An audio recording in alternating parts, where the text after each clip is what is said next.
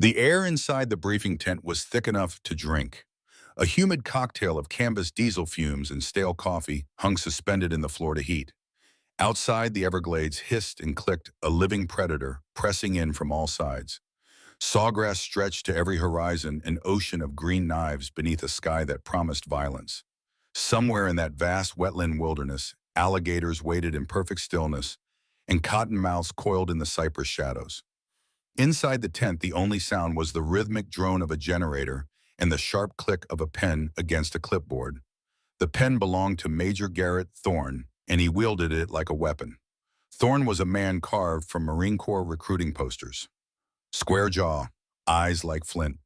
Uniform so crisp it could draw blood despite the oppressive heat that had every other man sweating through their shirts.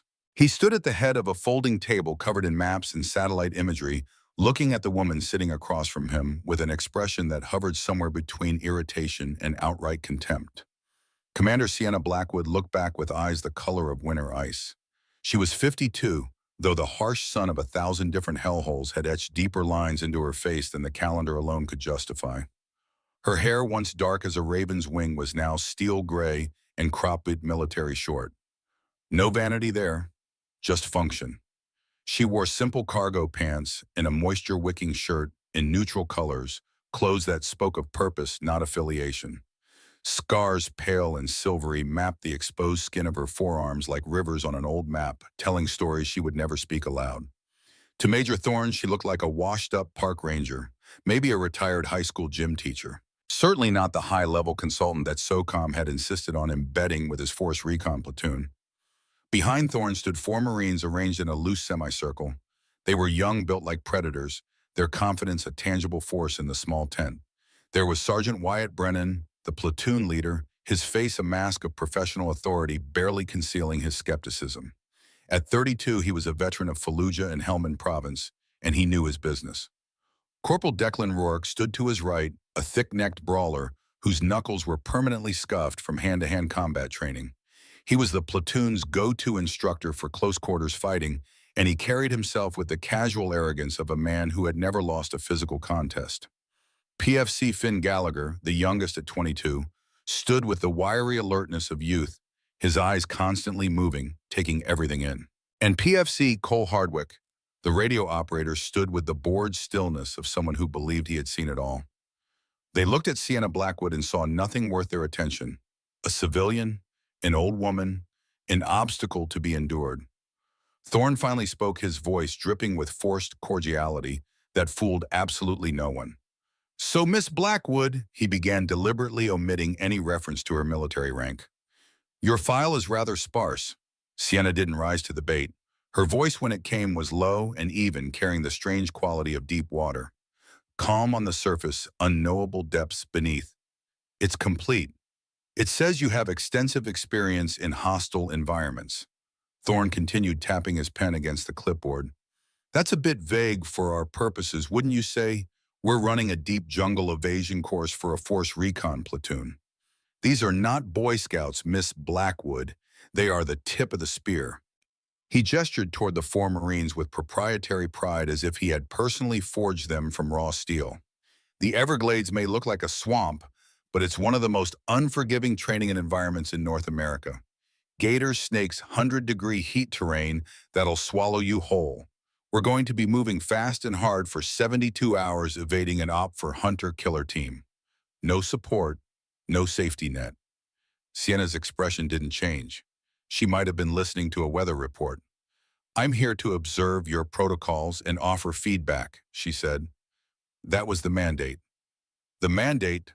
Thorne scoffed softly, a smirk playing at the corners of his mouth.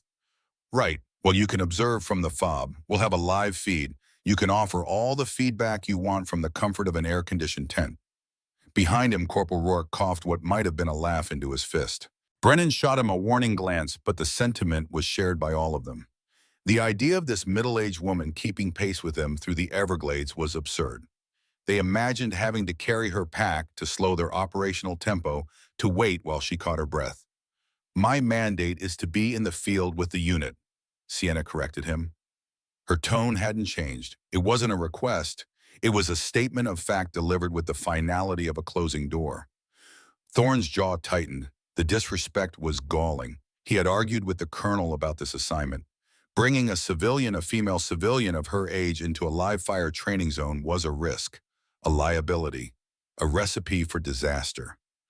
"That's not feasible," he said, his voice hardening. "The environment is unforgiving. The men will be moving fast. You wouldn't keep up." Sienna met his eyes, held them. The silence stretched out, taut as wire. "I'll keep up." 2 words. That was all.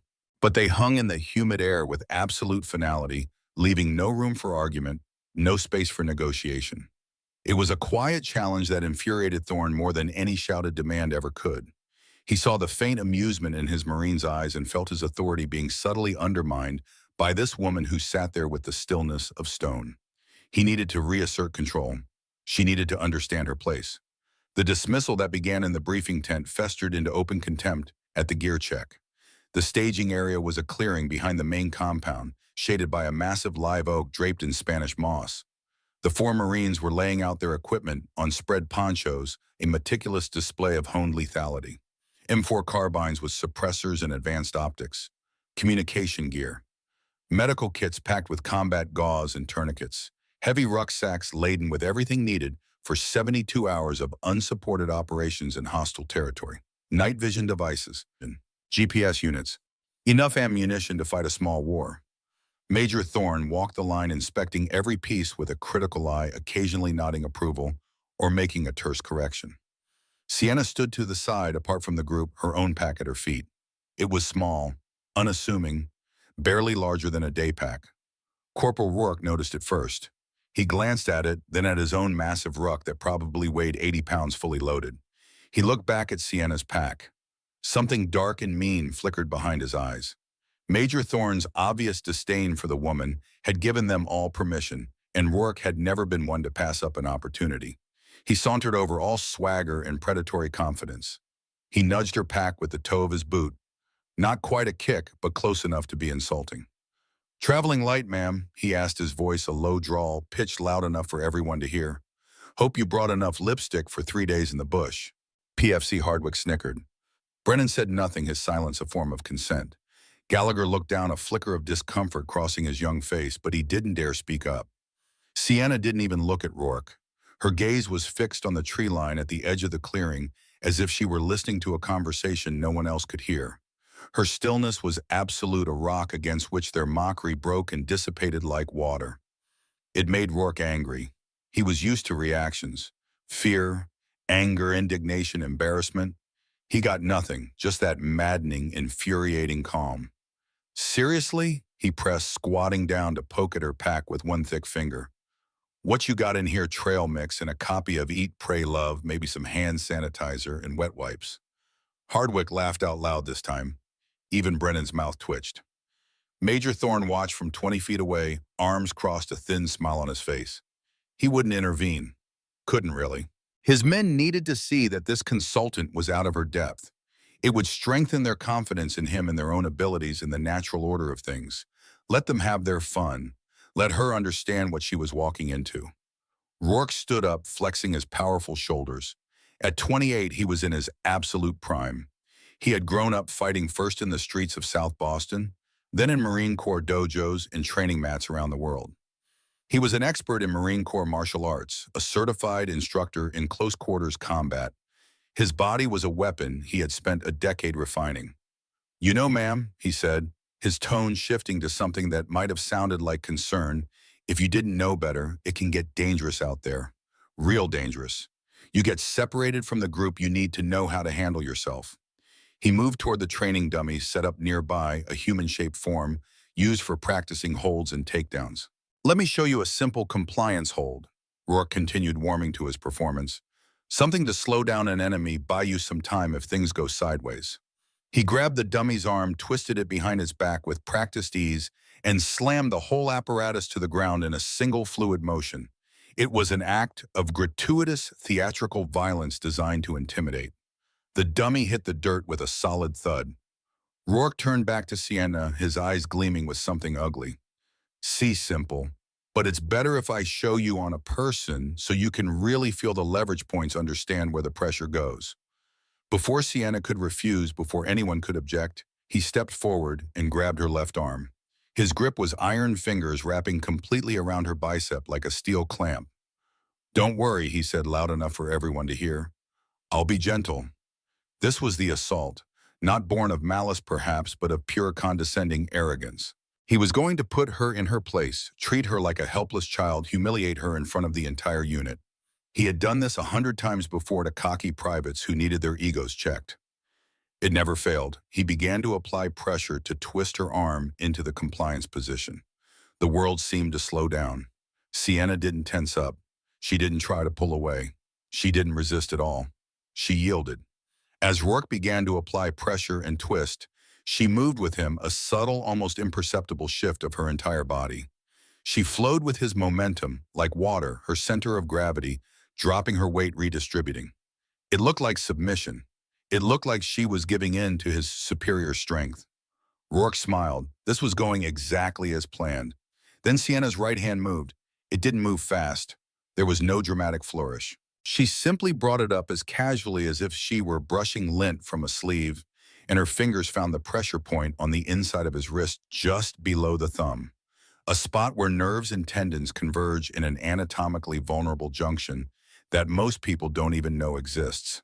Her fingers pressed, not hard, not with visible effort, but with anatomically perfect precision.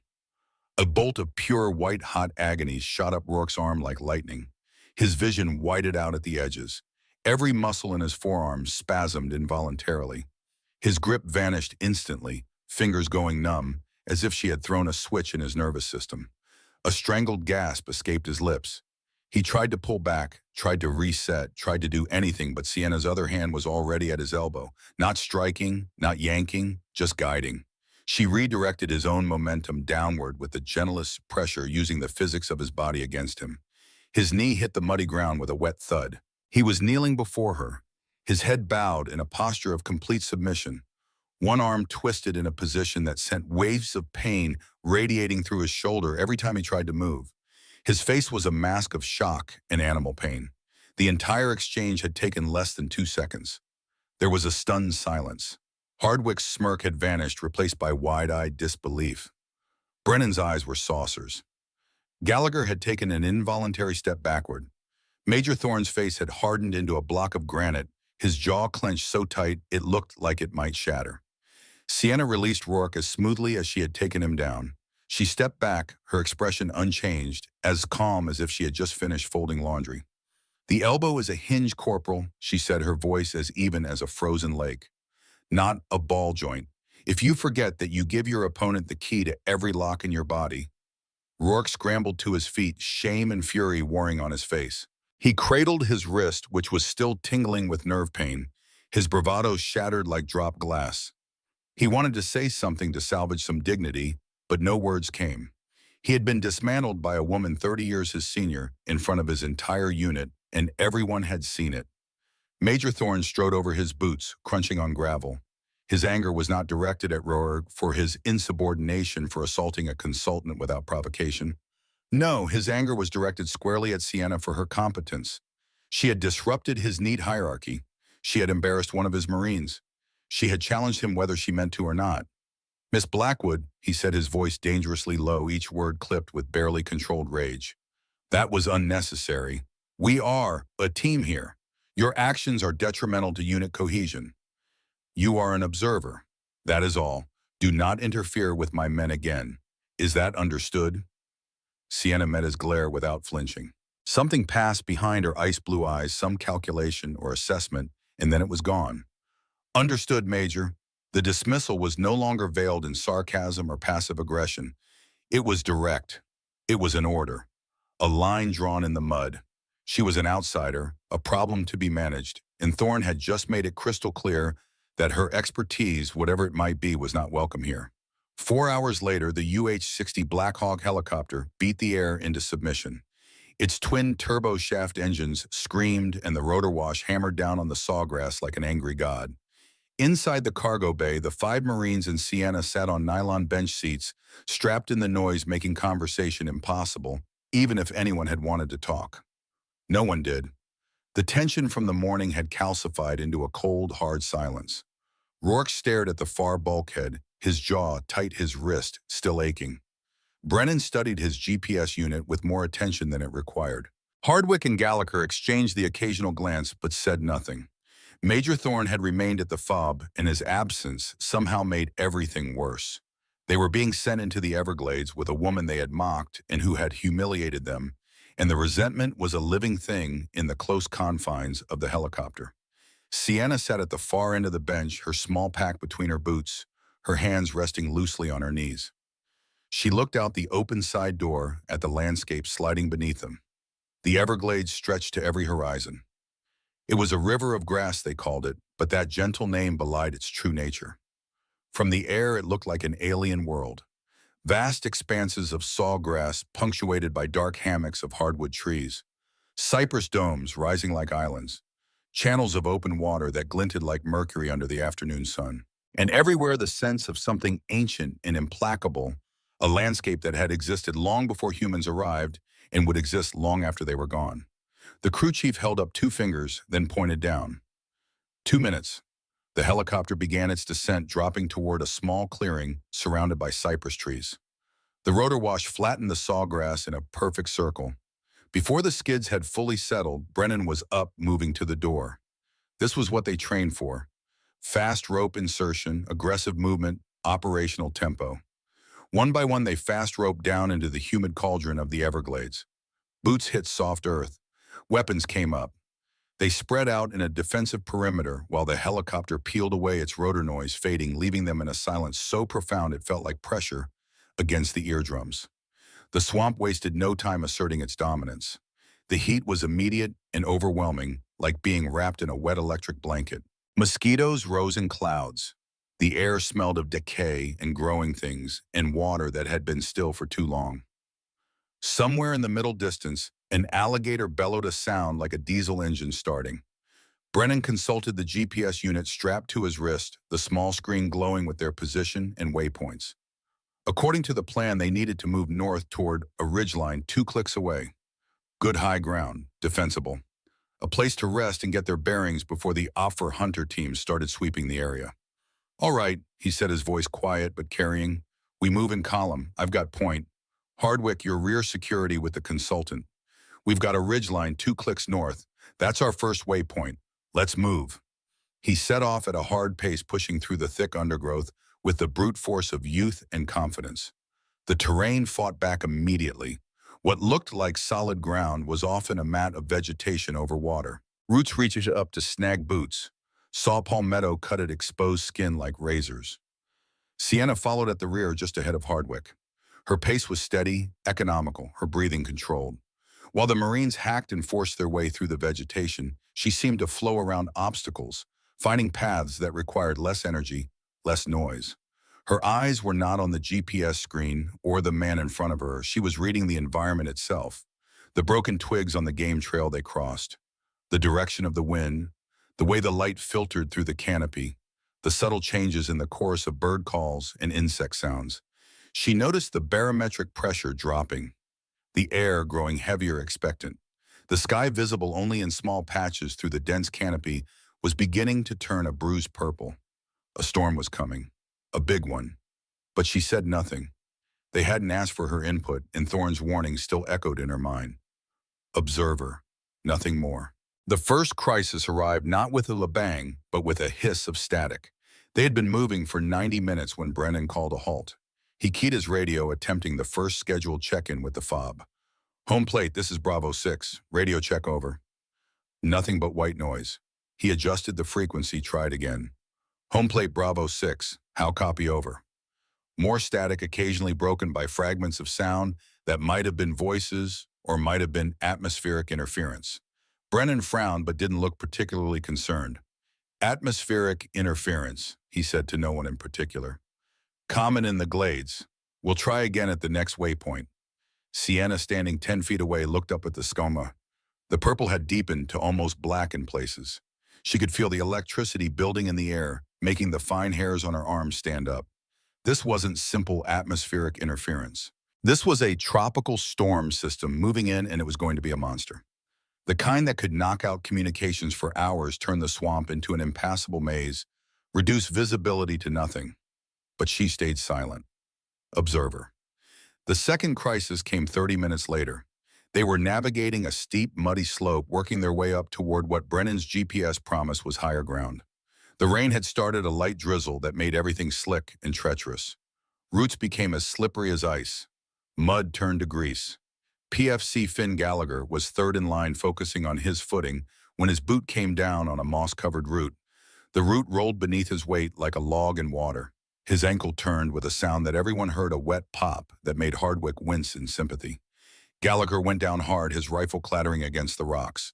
A sharp cry of pain escaped his lips before he could choke it back. The column halted immediately. Brennan was back to him in seconds with Rourke right behind. "Let me see it," Brennan ordered. Gallagher's face was pale, sweat beading on his forehead despite the cool rain.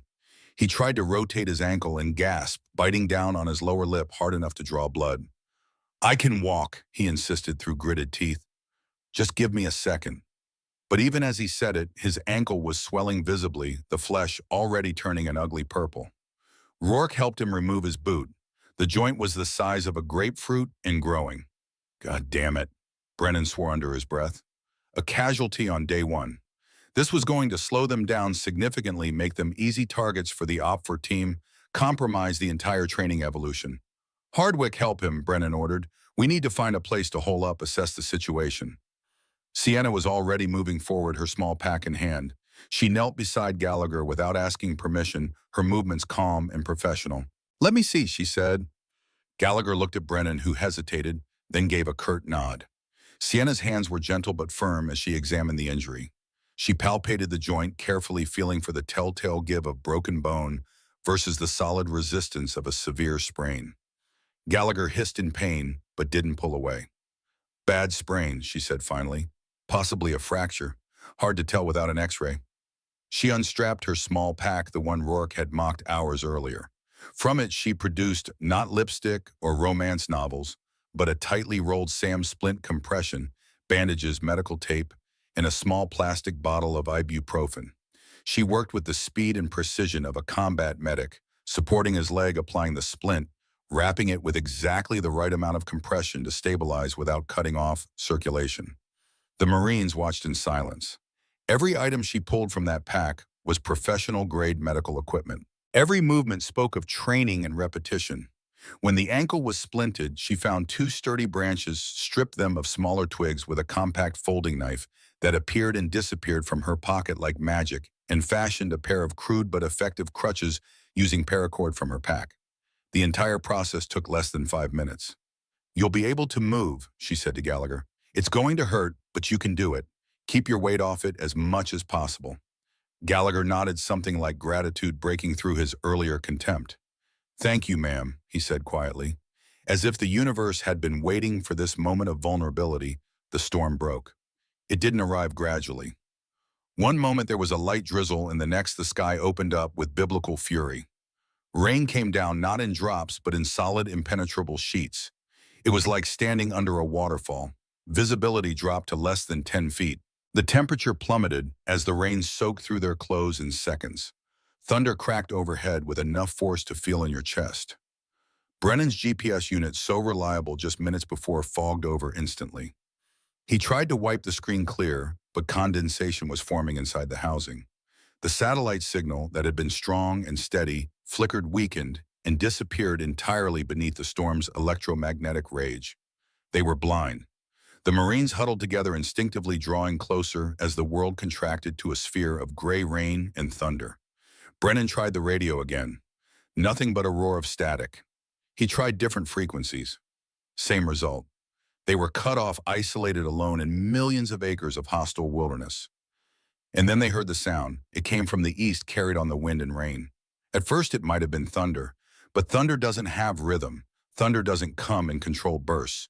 It was gunfire. Not the clean, distinct pop of the M4 carbines they carried. Not the sharp crack of training rounds their OPFOR was supposed to be using. This was different, heavier. A guttural, menacing chatter that any soldier recognized instantly. AK-47s, followed by a longer burst from what sounded like a belt-fed weapon. maybe a PKM. The sounds were terrifyingly close, carried clearly despite the storm. What the hell was that? Hardwick hissed, crouching low, his rifle coming up to his shoulder. Brennan's mind raced, trying to fit this into the framework of the training exercise. Opfer must have gotten their hands on some live ammo, he said, but his voice lacked conviction. Trying to scare us add realism. But everyone knew that was wrong. Using live ammunition in a training exercise was a breach of protocol so severe it was almost unthinkable. It would end careers. It violated every safety regulation in the book. Rourke scanned the tree line, seeing enemies in every shadow, his earlier bravado completely forgotten. Sienna stood perfectly still, her head cocked to one side. While the Marines panicked and speculated, she was listening, really listening. She filtered out the noise of the rain hammering on leaves, the thunder rolling overhead, the sound of her own heartbeat. She focused on those man-made sounds, tracking them, analyzing them. There were voices too, shouted commands in Spanish, harsh, guttural, urgent. She recognized the cadence of military communication, but it was wrong. The accent was wrong. The words were wrong. "Those aren't Marines," she said, her voice cutting through their rising panic like a knife. "And this is no longer a training exercise." The words fell into the humid air like stones into still water. Brennan turned to look at her, rain streaming down his face. "What cartel?" Sienna said, her tone utterly calm, stating a fact. "Probably Los Zetas scouts. They use the storms for cover when they're moving product or personnel through the glades. You just stumbled into their operational area." The realization landed like a physical blow. Their meticulously planned training exercise, with its safety protocols and controlled risks, had just transformed into something entirely different. They were lost, with an injured man cut off from support and being hunted by men who weren't firing blanks. The Everglades, already hostile, had just grown teeth. Panic was a cold fungus spreading through the group.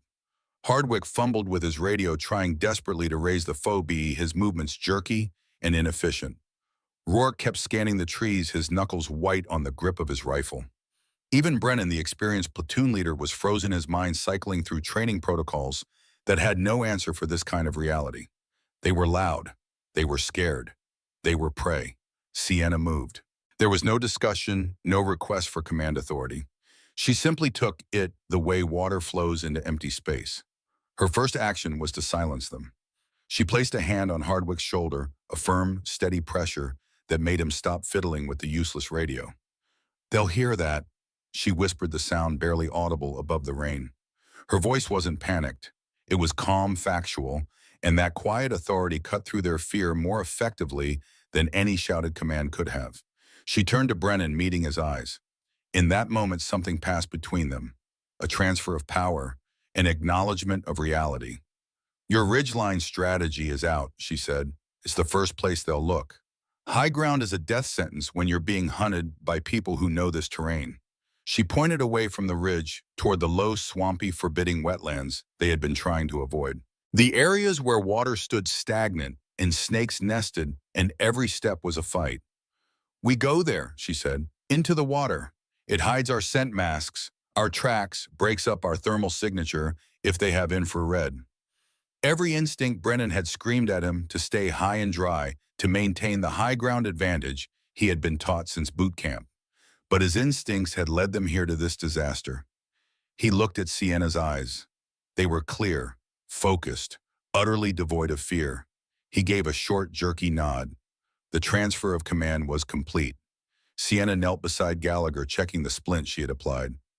"This is going to hurt," she told him, "but you're going to make it. Stay focused on the next step, not the pain. Can you do that?" Gallagher, his face gray with pain and fear, nodded. "Good man," she said. Then she turned to address them all, her voice quiet but carrying complete authority. "Camouflage first, then we move." She scooped a handful of black mud from the ground, the rich organic muck that smelled of decay and ancient things. With quick practice strokes, she smeared it across her own face and neck in a pattern designed to break up the human outline, to make the eye slide past rather than focus. Diagonal stripes, broken shapes. The transformation was immediate. In the gray rain and failing light, she became part of the landscape. "Like this," she said, gesturing for them to do the same. They obeyed without question, their earlier arrogance replaced by desperate childlike compliance. They were no longer elite force recon Marines. They were children being led by someone who actually knew the way home. When they were all camouflaged, Sienna took point. Not asked, just did it. She led them down into the swamp they had been avoiding. The water was cold and murky, rising quickly to their waists. The smell of decay was overpowering, organic rot and stagnant water, and things long dead. Somewhere nearby, an alligator hissed a warning. But Sienna moved through it with purpose that defied the hellish conditions. She taught them as they went, her voice a whisper. Step, don't splash. Use the mangrove roots for cover when you can. Breathe slowly through your mouths. Quiet, always quiet. The powerful Marines, accustomed to dominating their environment through force and firepower, were now clumsy students struggling to emulate the silent grace of the older woman moving ahead of them through the dark water. She was part of the swamp now, and they were just intruders learning the language of a foreign land. Hours passed. The storm began to subside, the torrential rain fading to a steady drizzle, then to a thick fog that rose from the warm water like steam. The light was failing, twilight coming early under the heavy clouds. They found a small island of relatively dry land, perhaps 30 feet across, screened by a thick curtain of hanging vines and saw palmetto. Sienna called a halt with a raised fist. They collapsed onto the muddy ground, exhausted, cold, despite the heat, and desperately hungry. The adrenaline that had sustained them was fading, leaving behind a hollow, shaky feeling. Rourke started to pull out a ration pack from his vest. The crinkling of the plastic wrapper sounded like a gunshot in the quiet swamp. Sienna's hand shot out and stopped him, her fingers wrapping around his wrist. He flinched at the touch, remembering what those hands had done to him that morning. No, she whispered. The smell carries for miles, and no fire. Nothing that creates heat signature or smoke. Then what the hell do we eat? Rourke asked, his voice tight with stress and hunger. Sienna pointed to a type of palm tree growing at the edge of their island. The heart of that palm is edible, tastes like artichoke. Then she pointed to a rotting log half submerged at the water's edge. And the grubs in that log are pure protein, better than any MRE. The Marines looked at her with expressions of disgust. Sienna simply took out her knife, cut a section of palm heart, and began to chew. Her face showed neither pleasure nor displeasure. It was fuel, nothing more. After a moment's hesitation, Gallagher, the injured one, followed her lead. Then Hardwick, then Brennan. Finally, with obvious reluctance, Rourke. They ate in silence, the grubs crunching between their teeth, trying not to think about what they were consuming. Darkness fell completely. The swamp sounds changed the day shift, creatures replaced by the hunters of the night.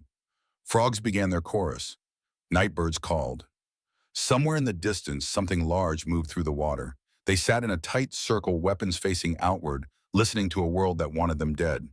And then Sienna heard it. The discord. The break in the pattern.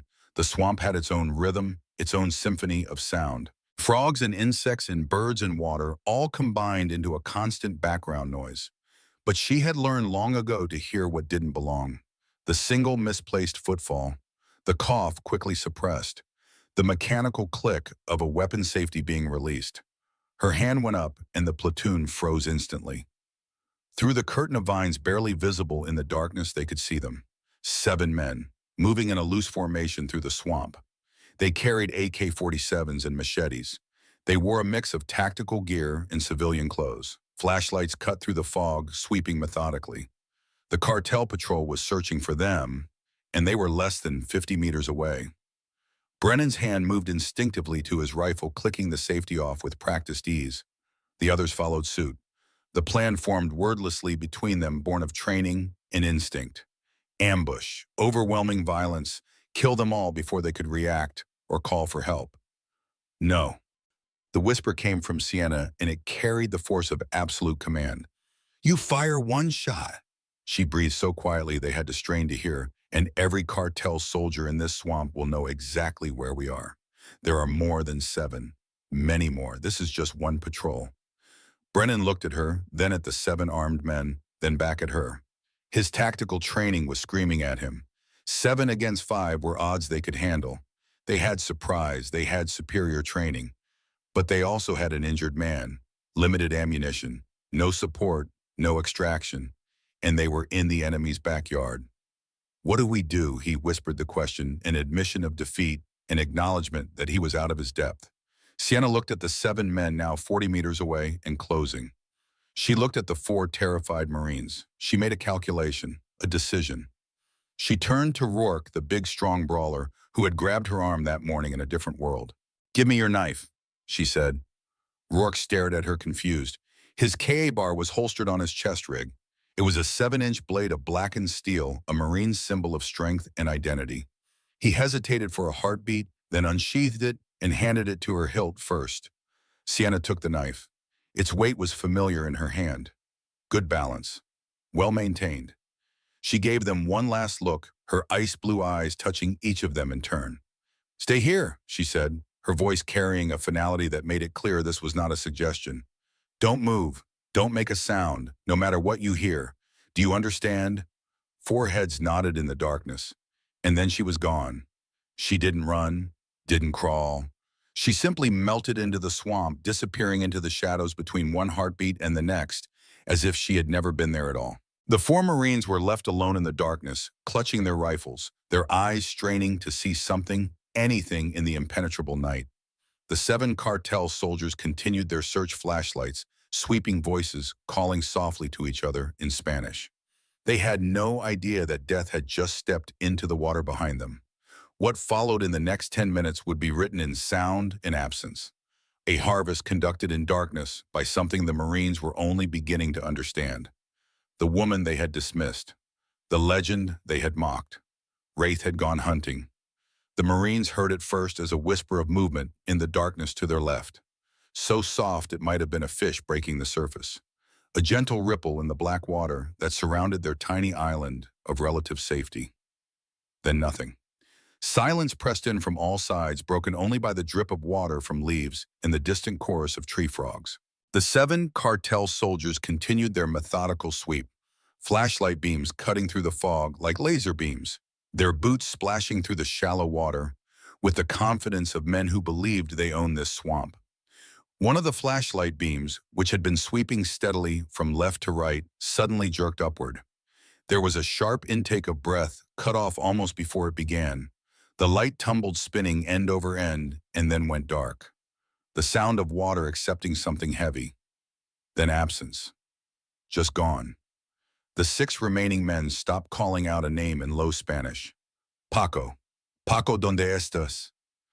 Their voices carried tension now, the first hint that something was wrong. They clustered closer together, flashlights sweeping more frantically, trying to pierce the darkness that had swallowed their companion. Finn Gallagher crouched on the muddy island, with his splinted ankle, throbbing, felt his heart hammering so hard he was sure everyone could hear it. He had his rifle up, finger on the trigger, but Sienna's words echoed in his mind. "Don't move. Don't make a sound. No matter what you hear." What he was hearing was impossible. A few moments later, there was a sound in the canopy overhead. Not loud, just the gentle rustle of leaves like a breeze passing through, except there was no breeze. One of the flashlight beams swung upward, illuminating the twisted branches of a cypress tree. The beam caught something for just an instant. A shape, a shadow, a flash of movement too quick to identify.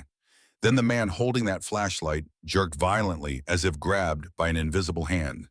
His flashlight beam pointed straight up, illuminating nothing but fog and leaves, and then it too went dark.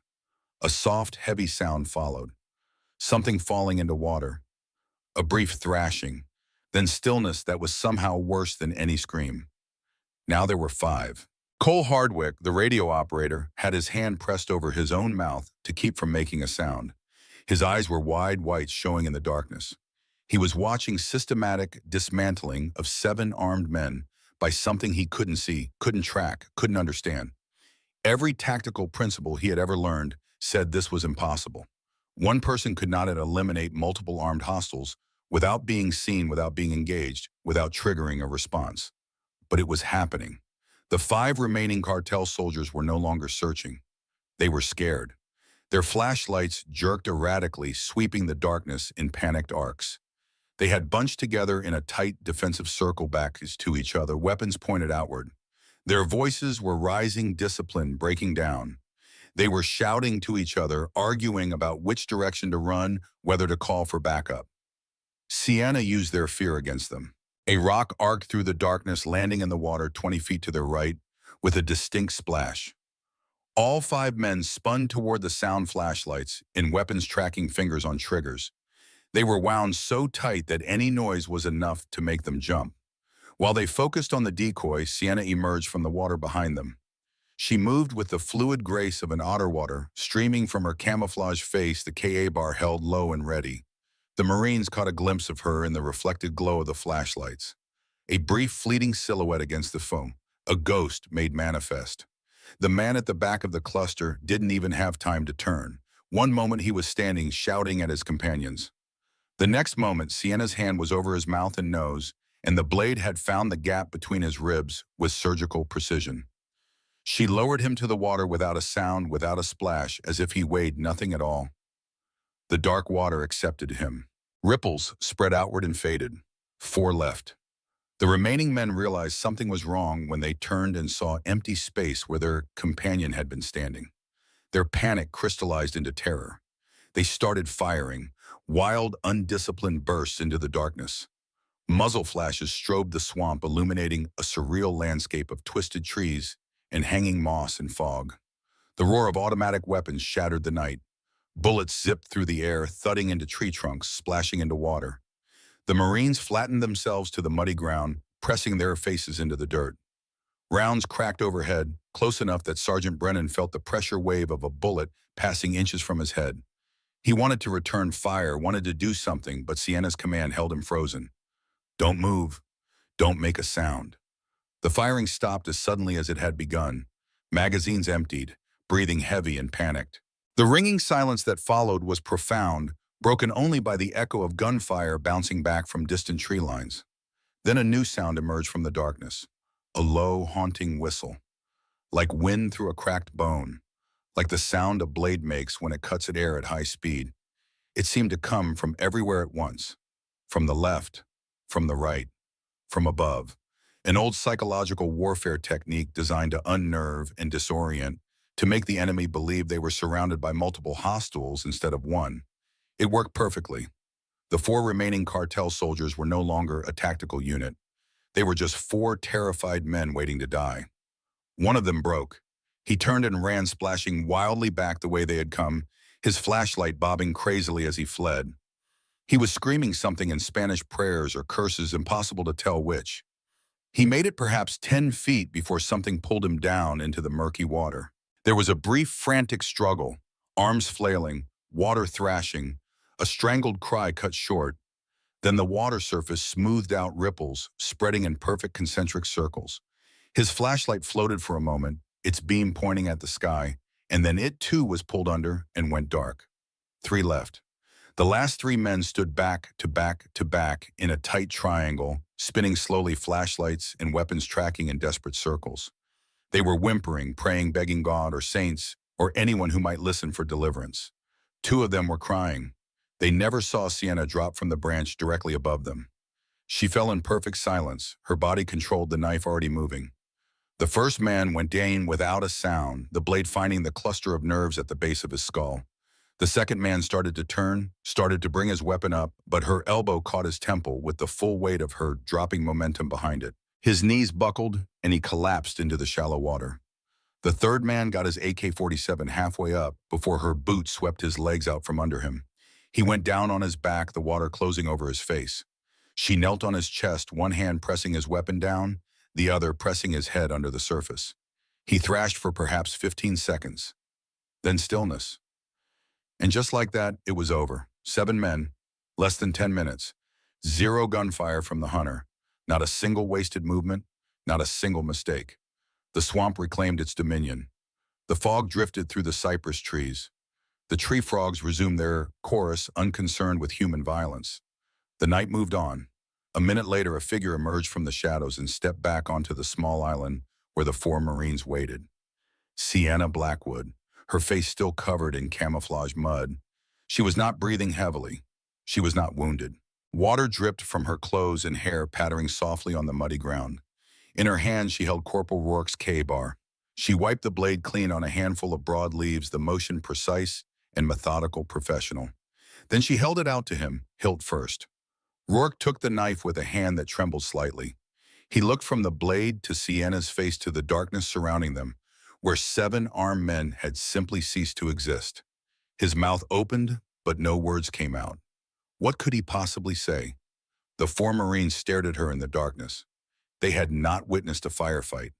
They had witnessed an extermination carried out by an apex predator operating on a level they could barely comprehend.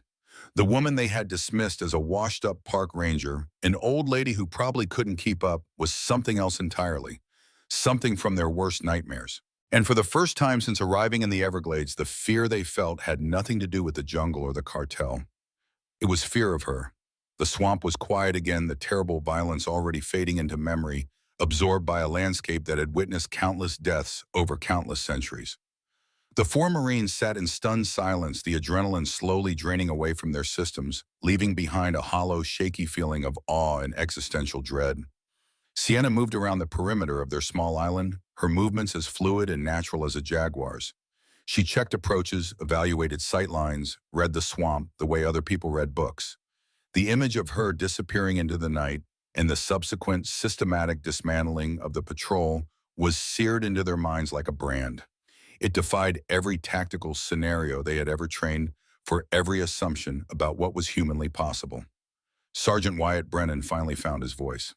It came out as a hoarse whisper, barely audible over the background symphony of night sounds. "Who are you?" The question hung in the humid air. It was the only question that mattered now. Everything else, all their earlier assumptions and judgments, had been stripped away. They needed to understand what they were dealing with, who they were dealing with. Sienna paused in her patrol of the perimeter. She didn't turn around, keeping her back to them, her eyes still scanning the darkness beyond their refuge. "Someone who knows this kind of swamp," she said. It was a deflection, an answer that provided no real information, that offered them nothing. It only deepened the mystery, made her more unknowable, more frightening. Brennan wanted to press, wanted to demand real answers, but something in her tone made it clear that this was all she was going to give them. For now. As if on cue, the field radio that had been dead for hours suddenly crackled to life. The sound made all of them jump. Cole Hardwick grabbed for the radio on his vest, his hands fumbling with the controls. A distorted voice cut through the static, broken and intermittent, but unmistakably human. "Bravo 6, repeat. This is command. Do you copy? Over." The storm had passed. The atmospheric window had opened. The signal was punching through again, weak but present. Brennan scrambled for his own handset, his hands shaking slightly. Before he could key the microphone, Sienna was there. She moved with that same unsettling speed, closing the distance between them in a heartbeat. She took the handset from him, her grip firm but not aggressive. From her pack, which the Marines now understood contained far more than they had imagined, and she produced a small, foldable antenna. She attached it to the radio with practiced efficiency, and the signal immediately clarified the static, fading to a manageable hiss. She had been waiting for this moment. She had known the atmospheric window would open. She had been prepared.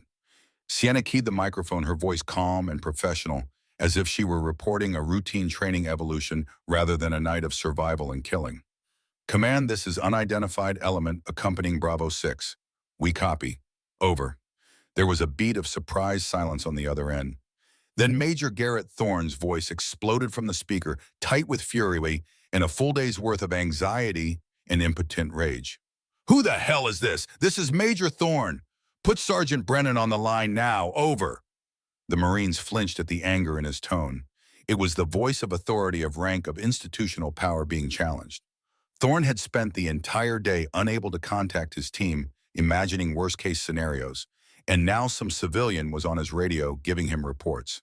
Brennan reached for the handset, instinct telling him to respond to his superior officer, but Sienna held up one hand. A simple gesture. "Stop." He stopped. She keyed the mic again, her tone unchanged, unaffected by Thorne's rage. "Major, this is Blackwood. Sergeant Brennan is here and secure. The platoon is intact. We have one non-life-threatening injury. PFC Gallagher suspected ankle fracture. We successfully evaded the training OPFR and made contact with the hostile element. 7 armed individuals. The threat has been neutralized. We require immediate extraction. Over." The silence that followed was profound. Even the background static seemed to hold its breath. Then Major Thorne's voice returned, practically sputtering with disbelief and outrage. Neutralized. You are a civilian observer, Miss Blackwood. You had absolutely no authority to engage any threat, real or simulated. You have jeopardized this entire operation. You will be facing a full inquiry for this action. I personally guarantee. His transmission cut off mid-sentence. Not static or signal loss. Someone had overridden his frequency. A new voice came over the channel. It was crisp, clear, and imbued with an authority that made Major Thorne's anger sound like a child throwing a tantrum. An authority that was absolute and unquestionable. Major Thorne, shut your mouth right now. The silence that followed was total and complete. Every Marine on that island recognized the weight of command when they heard it. This was not a suggestion. This was an order from someone so far up the chain of command that Thorne's rank meant nothing. This is General Ethan Graves, SOCOM. We've been monitoring the situation since your team went dark 8 hours ago. Now put the person you were speaking to back on the line.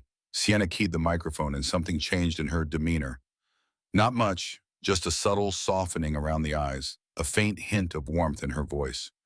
General? And the response was immediate, and the relief that washed through General Graves's voice was palpable, genuine, the sound of a man who had been genuinely worried.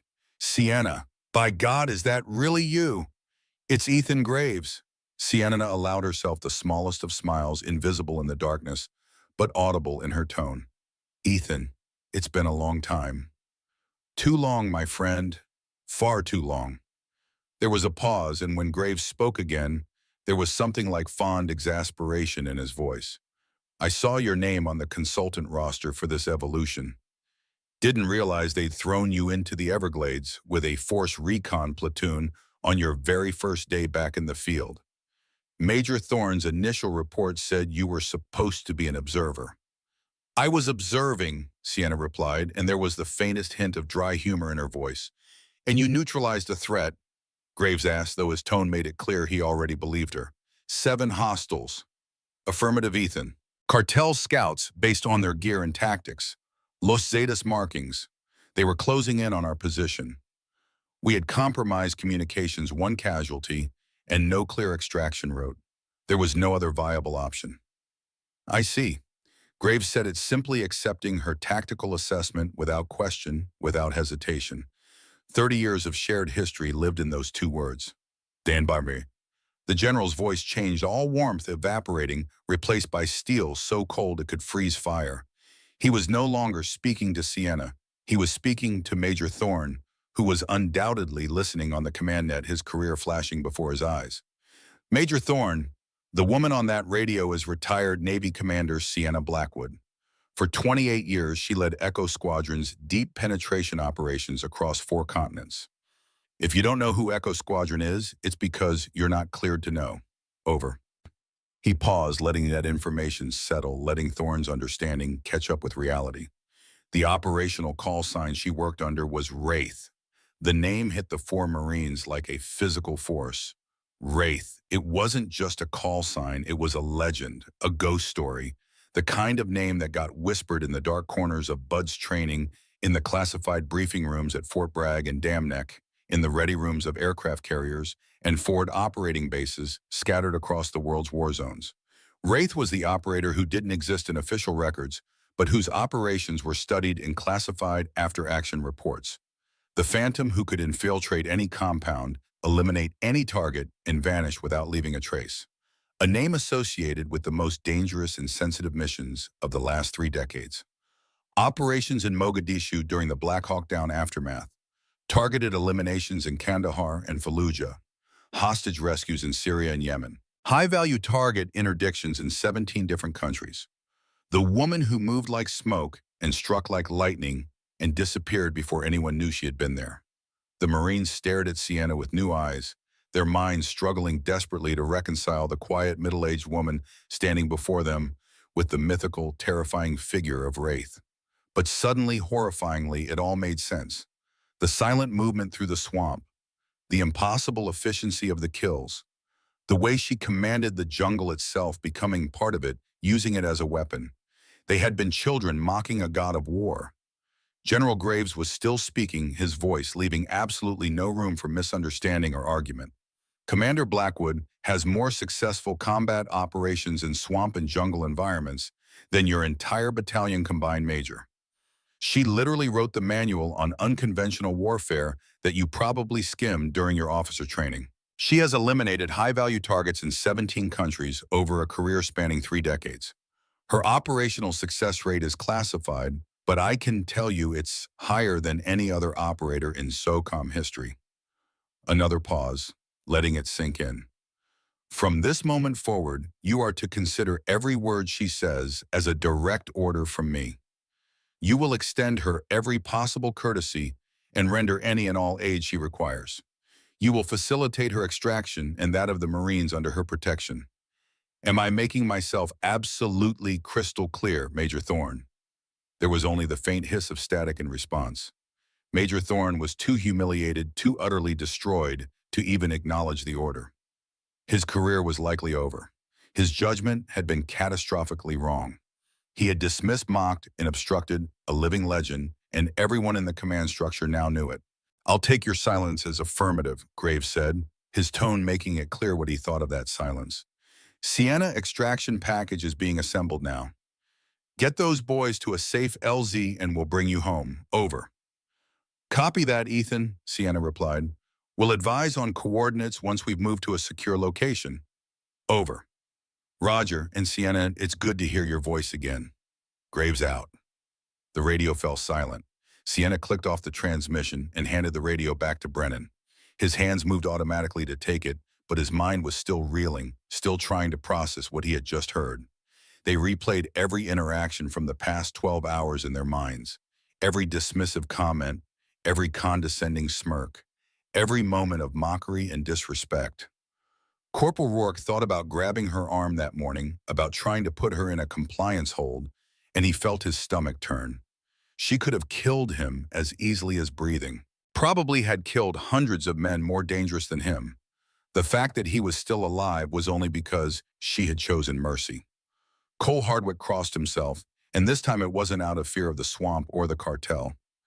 It was gratitude, pure, overwhelming gratitude that she had been on their side. Finn Gallagher looked down at the improvised crutches she had made for him, at the professional medical treatment she had administered with combat medic precision. Everything made terrible perfect sense now. Sergeant Brennan met her eyes across the small island, and understanding passed between them. She had taken command not because she wanted it, but because they needed it. Because without her, they would all be dead right now. "Ma'am," he said quietly, and this time the title carried real respect. "What are our orders?" Sienna was already moving, gathering her minimal gear, assessing their situation with tactical efficiency. "We hold here until first light," she said. "Moving in darkness with an injured man through hostile territory is too risky. We fortify this position, maintain noise and light discipline, and rotate watch. At dawn, we move to a secondary extraction point, 5 clicks southeast outside the cartel's search grid." She looked at each of them in turn. "Get some rest. You're going to need it." It wasn't a suggestion. It was an order. And for the first time since they had met her, they were grateful to obey. The night passed with agonizing slowness. They took turns on watch 2 hours each while the others tried to sleep on the muddy ground. Sleep was nearly impossible. Every sound made them jump. Every shadow was a threat. But Sienna, when it was her turn to rest, seemed to simply turn off, falling into a light sleep that nonetheless allowed her to snap awake at the slightest change in the swamp's rhythm. She was always the first to hear danger, always the first to identify whether a sound was natural or man-made threat or harmless. Dawn came slowly to the Everglades, the darkness fading to gray, then to a dim green twilight filtered through the dense canopy. Fog rose from the warm water, thick and concealing. Birds began their morning chorus. Somewhere in the distance, an alligator bellowed its territorial claim. Sienna was up before first light, moving silently around their perimeter, checking their back trail, reading the signs that the night had left behind. When the others woke, she had already planned their route. 5 clicks southeast, she said, pointing through the fog. "There's a clearing I saw on the satellite imagery during mission planning. Big enough for a helicopter, far enough from the cartel's last known position to be safe." "How long to get there?" Brennan asked. Sienna looked at Gallagher's ankle swollen and purple despite the splint. 3 hours. Maybe 4. We'll need to move carefully. But as they prepared to move out, as Sienna helped Gallagher to his feet and they began packing their gear, she went still. That same preternatural stillness that had preceded the cartel patrol last night. Every sense focused on something the others couldn't yet perceive. "What is it?" Brennan whispered. Sienna held up one hand for silence. She tilted her head, listening to sounds that existed at the very edge of audibility. Then she moved to a tall cypress tree and began climbing using the rough bark and twisted branches with the ease of someone who had spent a lifetime in trees. She was up in the canopy in seconds, invisible from the ground. The Marines waited, tension building, until she descended just as quickly. Her face when she returned was grim. "We have a problem." "What kind of problem?" Rourke asked, though he already knew he wasn't going to like the answer. "The cartel knows their patrol didn't report in," Sienna said. "They're flooding the area with reinforcements. I count at least 20 soldiers, probably more I couldn't see. Heavy weapons. Coordinated search pattern. They're sweeping toward our position." Hardwick felt his heart sink. "Can we avoid them?" Sienna pulled out a map, spreading it on the ground. "Our extraction LZ is here." She pointed. "The cartel search grid is here, moving this direction. By the time we reach the LZ, they'll be on top of it. The helicopter won't be able to land with 20-plus hostiles in the area. Too high risk." "So what do we do?" Gallagher asked, his face pale. Sienna studied the map for a long moment, running calculations, weighing options. The Marines watched her, and they could almost see her tactical mind working through scenarios, probabilities, acceptable losses. Finally, she made a decision. "Secondary LZ," she said, pointing to a spot 5 clicks further southeast. "Clear terrain outside their current search pattern. You 4 move there. I'll create a diversion, draw the cartel northwest away from your route and away from the extraction point." Brennan shook his head immediately. "Negative. We don't leave anyone behind. That's Marine Corps doctrine." "I'm not a Marine sergeant," Sienna said, her voice gentle but final. "I'm a SEAL, and SEALs finish the mission." She began distributing her gear among them. The folding antenna went to Hardwick. "Keep the command channel open. The extraction window is narrow." Medical supplies went to Gallagher. "For your ankle when you're moving." The compass went to Brennan. "Trust your basic navigation. Your GPS might fail again." "This won't." She kept only her sidearm, the KA bar that Rourke had given in her minimal ammunition, and a small package of what looked like explosives. The Marines recognized them as C4 charges, probably taken from one of the cartel's equipment caches. "Ma'am," Brennan tried again. "We can't just—" "You can and you will," Sienna interrupted. "I'll meet you at the secondary LZ in 3 hours. I've survived worse odds than this." She turned to Gallagher, the youngest, the most frightened. "You performed well last night, PFC. You didn't panic when you were injured. You kept moving, kept your discipline. That's harder than pulling a trigger. Remember that." To Rourke, she said, "Your technique is solid, Corporal. You're strong and you're skilled. You just forgot what real strength looks like. Now you know. Use it with judgment, not just force." To Hardwick, "Stay calm on that radio. Clear communication saves lives." And finally to Brennan, "You're a good leader, Sergeant. You listened when it mattered. Trust your instincts. You're better than you think you are." She took one last look at all 4 of them, these young warriors who had started yesterday as arrogant boys and had been forged into something harder in the crucible of the Everglades. 3 hours, she repeated. "Secondary LZ, don't be late." And then she was gone, dissolving into the fog and vegetation, becoming one with the swamp that had always been her true home. The 4 Marines stood there for a long moment, staring at the space where she had been. Then Brennan shouldered his weapon. "You heard the commander," he said quietly. "We move. Now." They began their trek toward the secondary extraction point Gallagher supported between Rourke and Hardwick. Brennan on point. Behind them, deeper in the swamp, they began to hear sounds. Explosions, controlled bursts of gunfire. Shouting in Spanish, frantic and panicked. Sienna Blackwood call sign. Wraith was keeping her promise. She was drawing an entire cartel force toward her position, buying them time and distance with her own blood, if necessary. "She's 1 person against 20, Hardwick whispered as they moved. Brennan didn't break stride. "She's Wraith," he said with quiet conviction. "She's 20 against 1. They moved through the morning swamp in disciplined silence, haunted by the sounds of distant warfare, knowing that a legend was fighting alone so that they could live.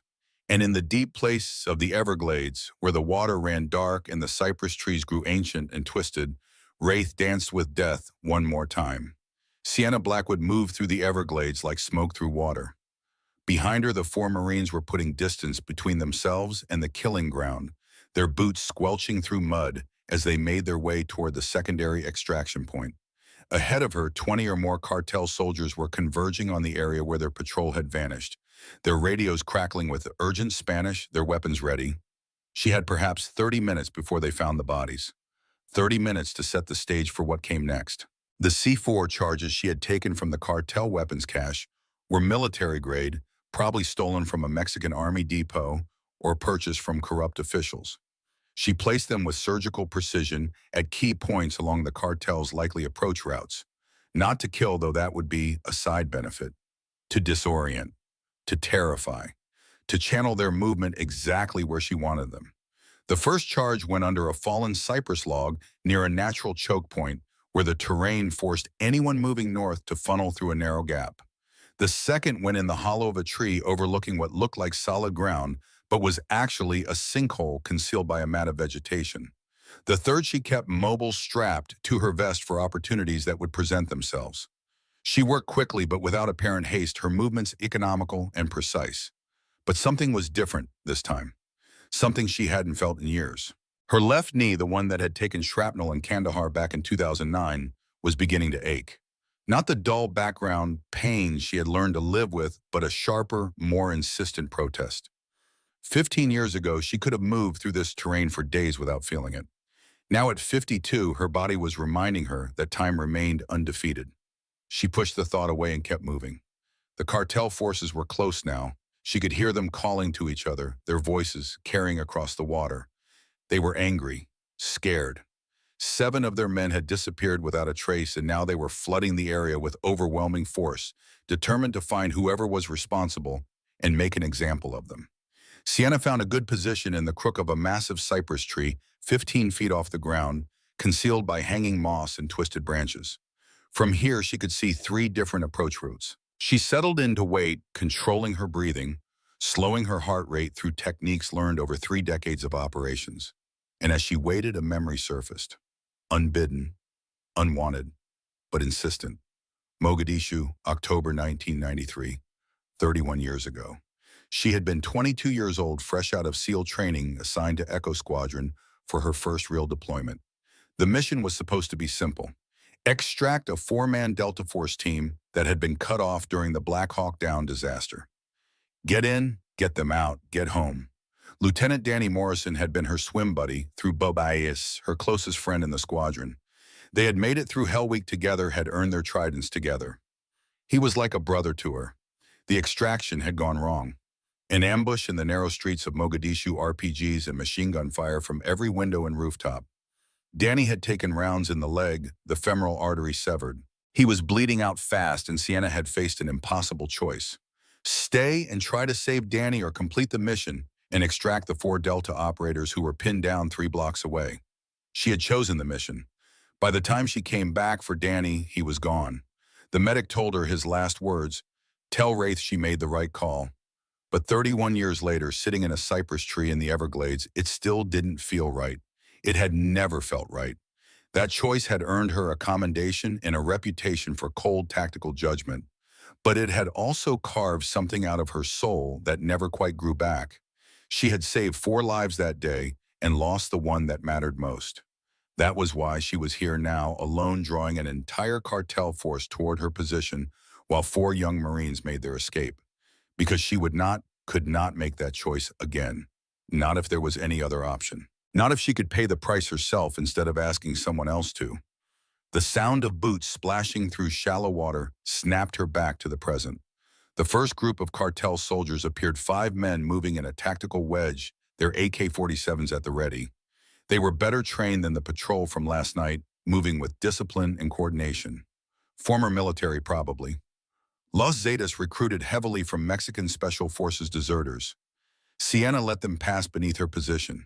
She counted to 30 in her head, letting them get exactly where she needed them. Then she keyed the detonator for the first C4 charge. The explosion was massive, the concussive force shaking the trees and sending a geyser of mud and water 50 feet into the air. The blast caught 3 of the 5 men directly, and the other 2 were thrown to the ground by the shockwave. Their screams were cut short by the follow-on effect as the sinkhole beneath them, destabilized by the explosion, opened up and swallowed them whole. In the chaos that followed, Sienna was already moving, descending from the tree, and flowing through the swamp like a river finding its course. The explosion had done exactly what she wanted. It had announced her presence, given the cartel a target to focus on, and channeled their response. Within minutes, she could hear them converging on the blast site from multiple directions, shouting coordinates and tactical commands. She used the captured cartel radio, the one she had taken from last night's patrol, to add to the confusion. She keyed the mic and spoke in flawless Spanish with a Mexico City accent. Contact, contact, multiple hostiles, northwest quadrant. We need support. Then she changed position and transmitted again, this time mimicking a different voice. Negative, they're southeast, I have visual. As she was turning their own communications against them, making them see enemies that didn't exist, forcing them to split their forces and chase ghosts. But the cartel commander was smart. After the third contradictory transmission, he ordered radio silence and relied on hand signals and runners. The net went quiet, and Sienna knew she had bought all the confusion she was going to get. Now it was time for the hard part. She had led perhaps 15 of the 20-plus cartel soldiers into a box canyon of terrain, a natural dead end, where the water got deeper and the vegetation got thicker, and there were only 2 ways out. She had them exactly where she wanted them. The problem was that she was in the same box.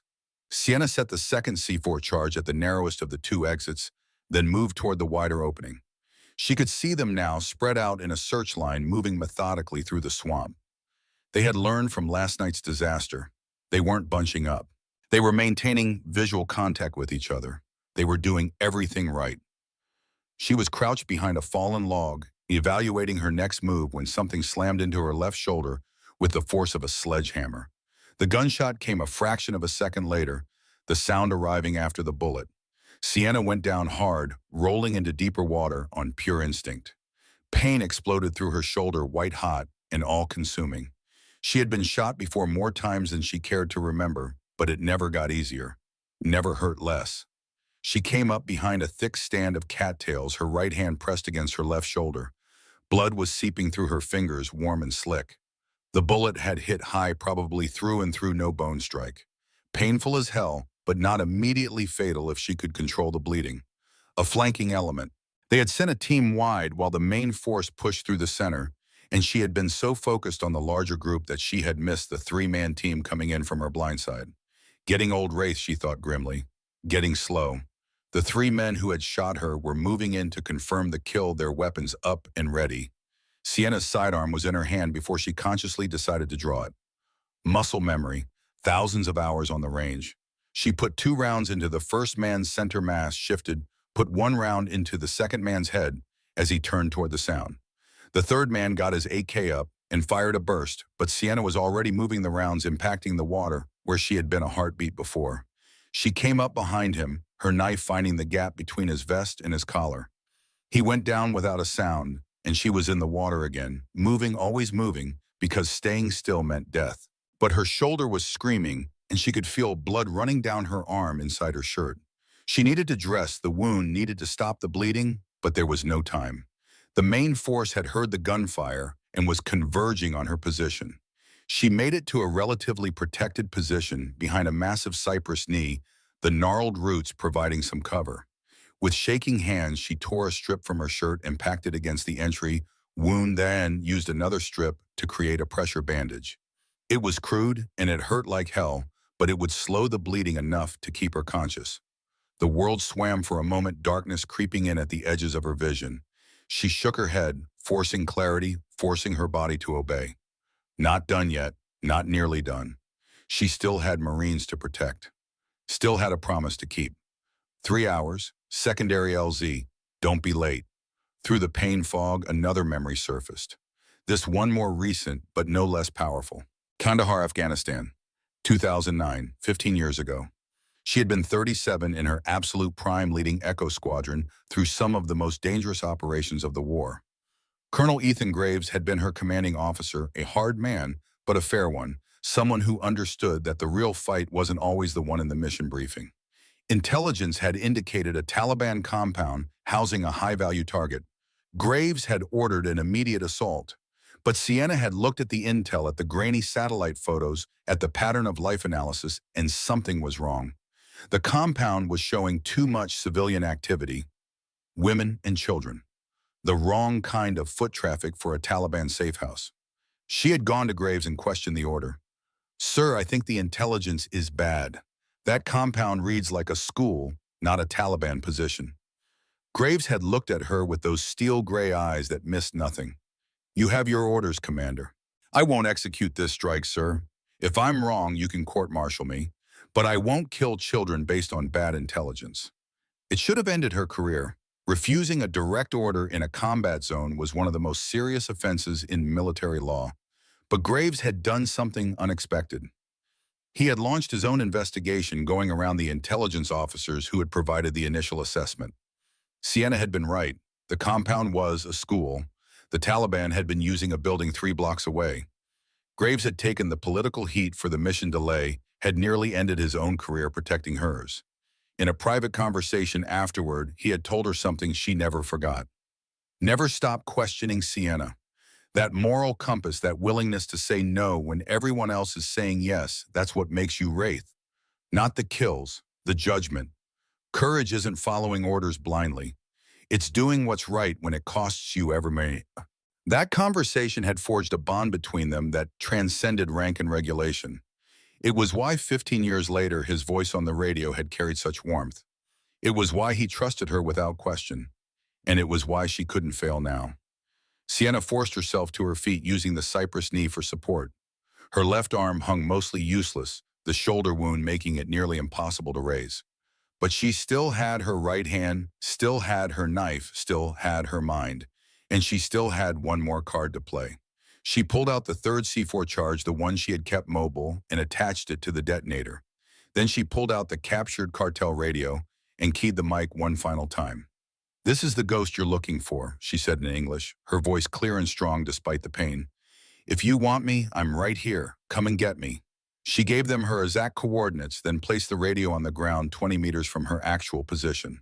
The IR strobe beacon went next to it, its invisible light pulsing in a pattern that would draw aircraft, or in this case, every hostile in the area who had night vision equipment. Then she placed the C4 charge directly beneath the radio and strobe. It was the oldest trick in the book. The enemy thinks they have you located. They converge on that position, and then you turn their victory into their funeral. She moved away from the beacon, moving as fast as her wounded body would allow, counting off distance in her head.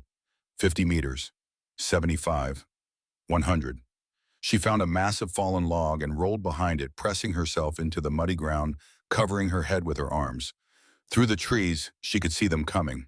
The entire cartel force, at least 15 men, all converging on the radio signal and the IR strobe. They thought they had her cornered. They were shouting to each other, coordinating fields of fire, preparing to overwhelm her position with sheer volume of firepower. Sienna counted to 30, letting them get close, letting them cluster around what they thought was her position. Then she keyed the detonator. The explosion was apocalyptic. The C4 charge was military grade, and she had used the entire brick. The blast wave rolled through the swamp like the fist of an angry god, shredding vegetation, vaporizing water, turning men into shadows and memories. The sound was so loud it felt like the world was ending. Sienna was thrown against the log by the shock wave, her ears ringing, her vision white. For a moment she couldn't move, couldn't think, could barely breathe. The pain in her shoulder spiked to unbearable levels, and she tasted copper in her mouth. Then training kicked in. She forced herself up, forced her body to obey, forced her legs to move. The cartel force was decimated. Bodies lay scattered across the swamp, some moving feebly, most not moving at all. The ones who had survived were running, fleeing in blind panic, all coordination and discipline shattered. Sienna began moving toward the secondary extraction point. Each step was agony. Her shoulder was a ball of fire, her knee was screaming, and her head was pounding from the concussion. She had to stop every 100 meters to rest leaning against trees, fighting to stay conscious. Her internal clock told her she had maybe 90 minutes to cover 5 kilometers of hostile terrain. In perfect health, it would have been hard. Wounded and exhausted, it seemed impossible. But she had made a promise. 3 hours. Secondary LZ. She kept moving. The secondary extraction point was a natural clearing in the Everglades, a raised patch of limestone bedrock, where the water was shallow and the vegetation sparse enough for a helicopter to land. It was also far enough from the cartel's known positions to be relatively safe, assuming Sienna had done her job right and drawn them all away. The 4 Marines had been there for 30 minutes, arranged in a defensive perimeter, weapons facing outward. The Black Hawk helicopter circled overhead, its crew chief watching the tree line through his gun sight, waiting for confirmation that the LZ was cold. Sergeant Brennan checked his watch for the 100th time. 2 hours and 45 minutes since they had separated from Sienna. She had said 3 hours. He was holding her to it, refusing to believe anything else. But as the minutes ticked past, doubt began to creep in. Lieutenant Cole Hardwick said quietly, using the informal rank that Marines sometimes applied to respected operators from other services, "We should consider." "No." Brennan cut him off. "We wait." Sir, if she was compromised." "She's not compromised," Corporal Rourke said, surprising everyone with the conviction in his voice. "She's Wraith. She doesn't fail. She doesn't quit." Finn Gallagher, sitting with his back against a limestone outcropping, his splinted ankle elevated, nodded agreement. Despite his injury, despite his fear, he had absolute faith that she would come. The watch ticked past 3 hours. Then 3 hours and 10 minutes. 3 hours and 20. Hardwick keyed his radio to the circling helicopter. "Bird, this is ground. Still no contact with our package. Request you extend your orbit." "Copy ground. We can give you 30 more minutes. Then we need to refuel. After that next window is sunset." 3 hours and 30 minutes. The sun was climbing higher, burning off the morning sun, turning the Everglades into a steam bath. Insects swarmed. The humidity was crushing. "She's not coming," Hardwick said, finally his voice heavy with grief and acceptance. "She's coming," Brennan said, but even he was beginning to waver. Then Rourke, who had the best eyes in the unit, tensed. "Movement. 3 o'clock, 200 meters.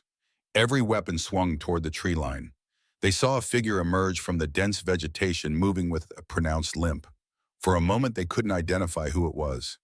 Then the figure stepped into better light. Sienna Blackwood. Her left arm hung useless at her side, her shoulder dark with blood. Her face was pale, almost gray. She was using a stripped branch as a walking stick, each step clearly costing her enormous effort. But she was alive. She was here. She had kept her promise. The Marines rushed forward. Rourke reached her first, catching her as she staggered. Up close, they could see just how badly she was hurt. The gunshot wound in her shoulder was still seeping blood, despite the crude pressure bandage. Her eyes, usually so clear and focused, were glassy with pain and exhaustion. "Told you," she said, her voice barely a whisper, but carrying a hint of that dry humor they were beginning to recognize. 3 hours. "Ma'am, you're 58 minutes late," Gallagher said, trying to smile through his concern. "Sue me, PFC," Sienna replied. "I'm old." Brennan was already on the radio. "Bird, LZ is cold. We have our package. She's wounded. We need immediate dust-off." "Roger ground. Coming in hot." The Black Hawk descended in a tornado of rotor wash, the downdraft flattening the sawgrass in a perfect circle. The crew chief was out before the skids touched down, medical kit in hand, running toward the group. But Sienna waved him off with her good hand. "Get them loaded first," she ordered, her voice regaining some of its command authority, despite her condition. "I'm last on the bird." "Ma'am, you're wounded," the crew chief started. "I said last, Sergeant," Sienna interrupted. "That's an order."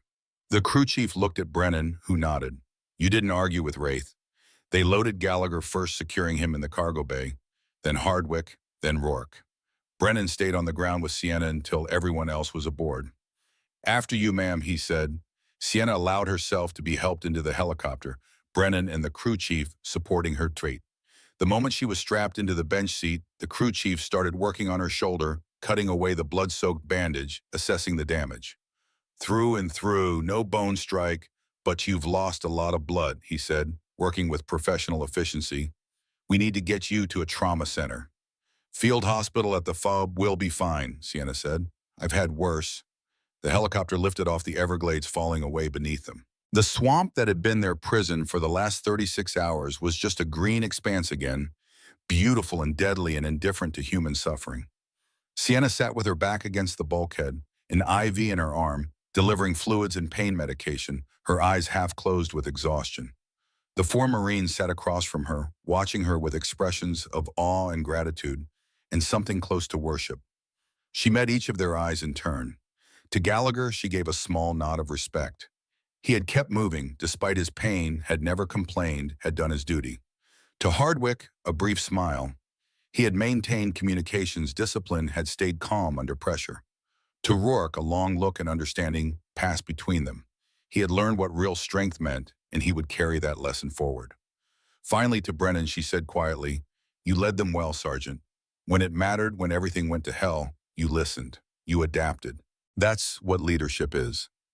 Brennan felt something swell in his chest, pride maybe, or gratitude, or the beginning of understanding about what kind of warrior he wanted to become. Then Sienna closed her eyes, conserving her strength, and the Marines sat in respectful silence as the helicopter carried them home. The FOB appeared on the horizon, a cluster of temporary structures and vehicles surrounded by chain-link fence and concertina wire. As the helicopter descended, they could see a figure standing alone on the landing pad, ramrod straight, despite the rotor wash. Major Garrett Thorne. The Black Hawk touched down and the side door slid open. The Marines disembarked one by one, Gallagher carried on a stretcher by two waiting medics. Sienna was last, refusing assistance, walking on her own, despite the blood loss and exhaustion and pain. She stepped onto the tarmac and faced Thorne. The entire base seemed to be watching. Word had spread about what had happened in the Everglades. The civilian consultant, who had been mocked and dismissed, had saved four Marines and eliminated a significant cartel presence single-handedly. And now everyone wanted to see what would happen next. Thorne stood before her, his face a mask of conflicting emotions. His career was in ruins. His judgment had been catastrophically wrong. He had obstructed and insulted a living legend based on nothing but his own prejudice and arrogance. But he was still a Marine, and Marines understood honor even when they failed to live it. He came to rigid attention.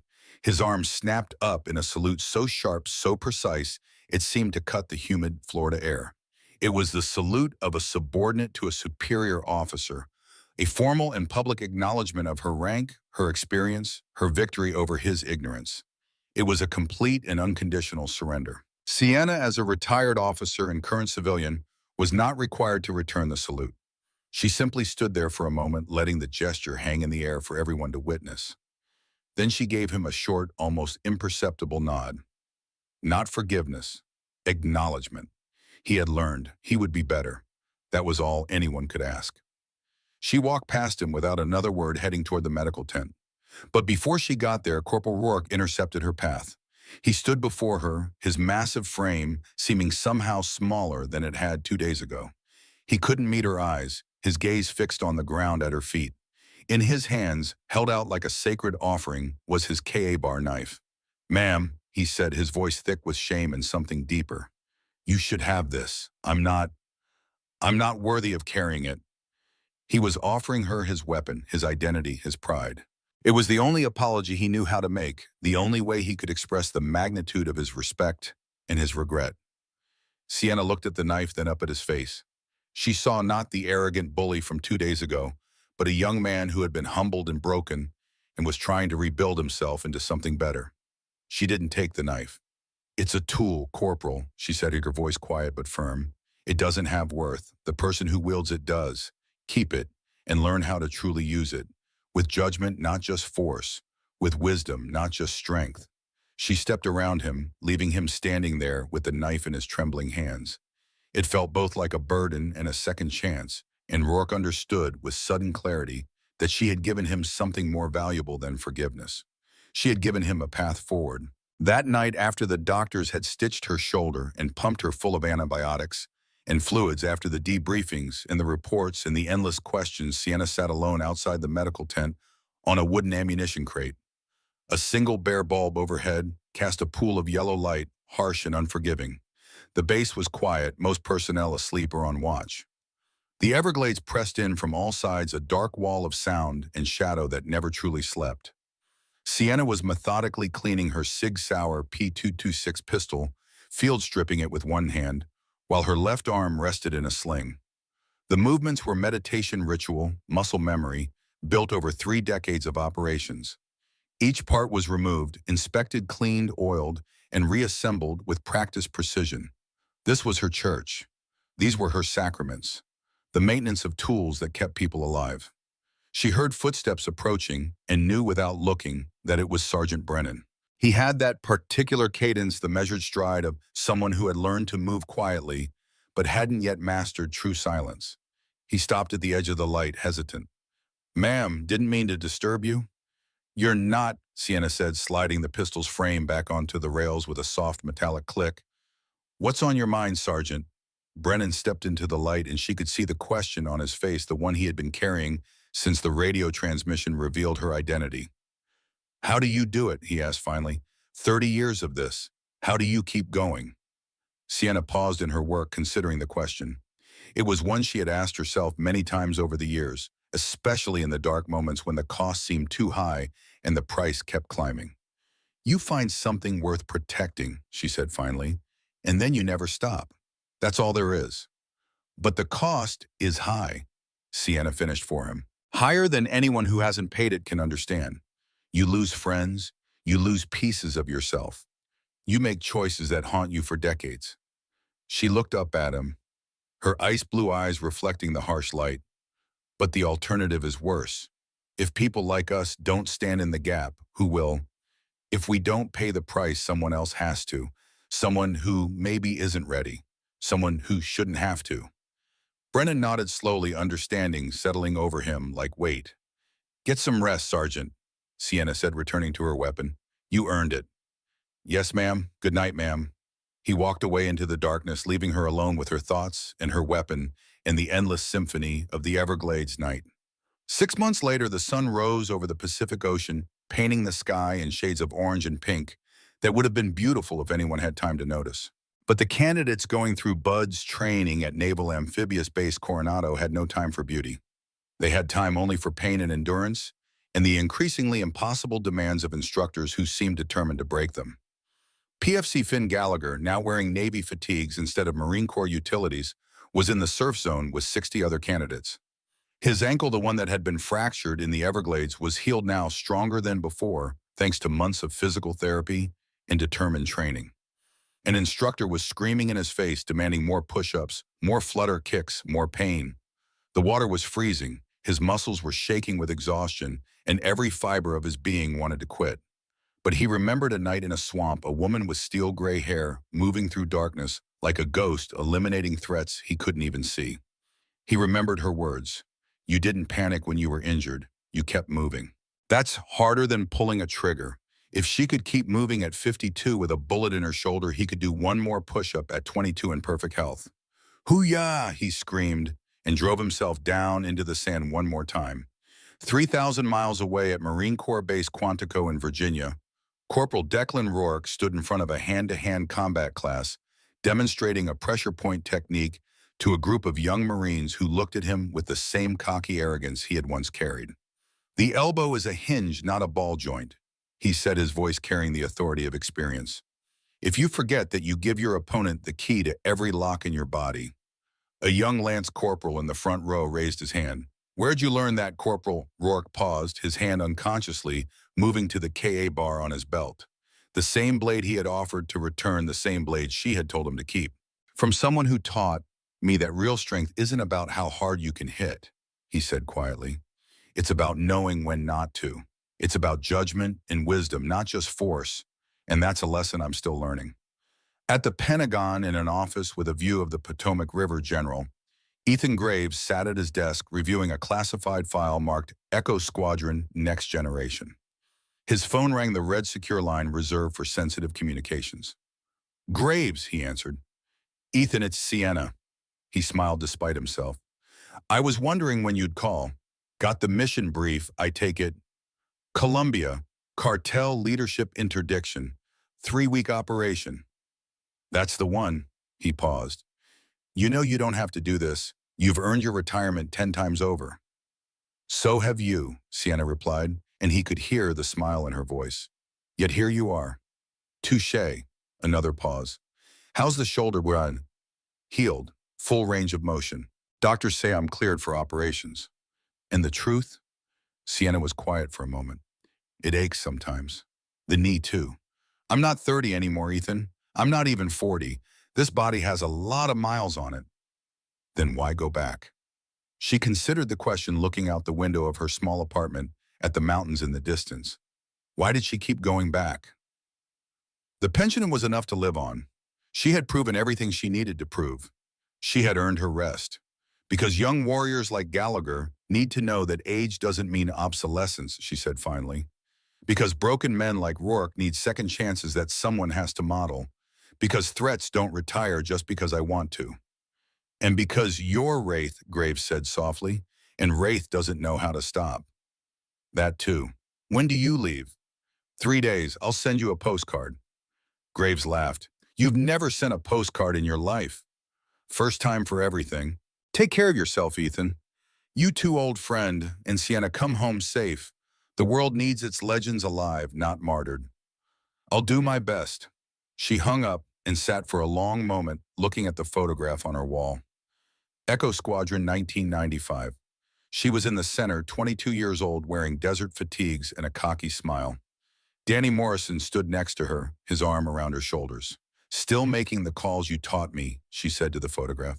Still trying to get them right.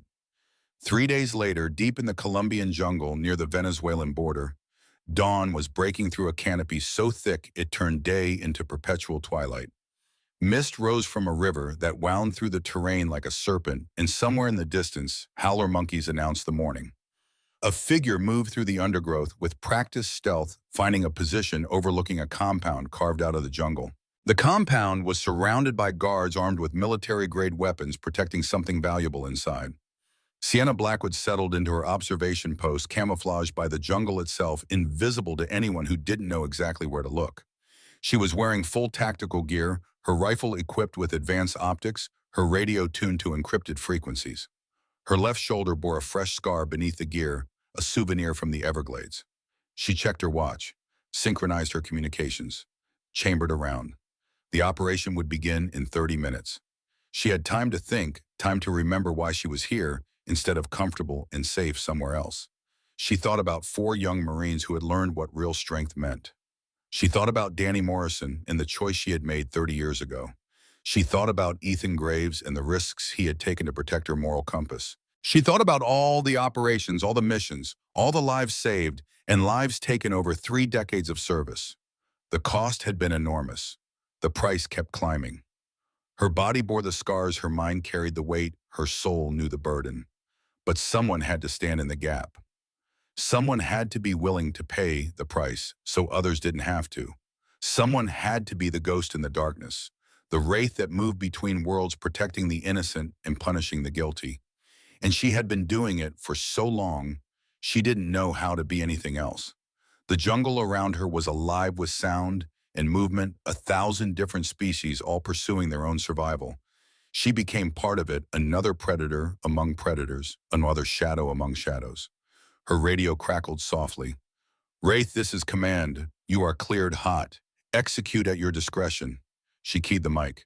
Roger, command. Wraith is on station. She settled in behind her rifle, controlling her breathing, slowing her heart rate. Through the scope, she could see her targets moving through the compound, unaware that death was watching them from 800 meters away. Somewhere in a swamp in Florida, a young man was doing push-ups in freezing surf, pushing past his limits because she had shown him how. Somewhere in Virginia, another young man was teaching honor and judgment instead of just violence. Somewhere in countless places around the world, people were alive because she had made hard choices in dark places. That was legacy. That was purpose. That was why she kept going back. Sienna Blackwood call sign. Wraith, 52 years old and still in the fight, whispered into the jungle dawn. The air is thick enough to drink. And then she went to work.